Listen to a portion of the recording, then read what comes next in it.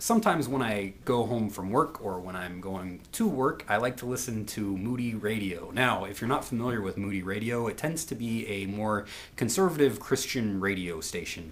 And if you've seen any of my videos, you might think that I'm a little more liberal than that, but I'll let you make that judgment. I like to listen to what my fellow Christians are saying. And this morning they had an interview with Rodney Stark, is an expert on the Crusades. And what he started saying in the beginning was what I expected him to say, really, was the Crusades were started by those Muslims who were bloodthirsty, and after Muhammad died, Muslims went on this crusade in order to take over the world. This is imperial Islam, right?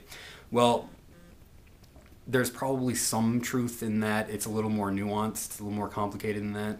But he went on to say something very interesting, I thought, which was that the lords and the knights in Europe were bloodthirsty. These were not good people the way that we would think of good people. They were often greedy. They were brought up to be bloodthirsty and to fight in wars.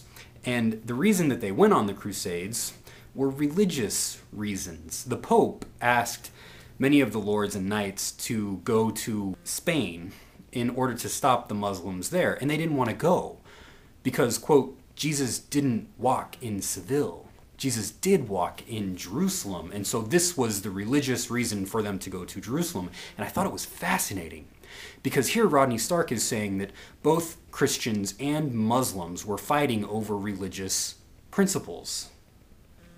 Their religious desires caused them to come together and fight, which was fascinating because it brings up the Mimetic principle that violence washes away all differences. If you go to war, if you go and use violence, you can't claim to be good because you're just like your adversary. This is what violence does to us. And I can't speak for Muslims because I'm not a Muslim. I find Muslims and Islam fascinating, but I can speak for Christians because I claim to be one. Jesus says, those who live by the sword die by the sword. And what he's saying here is, don't lift up the sword. He says, love your enemies. And what he's saying here is not just have warm feelings for your enemies, but he's saying, love your enemies in the way that I love my enemies. How does he do that? He takes all of this violence upon himself and offers forgiveness in return. And this is what Jesus calls his followers to do. So is that in line with the Crusades? I'll let you make that judgment. Let me know what you think. Bye.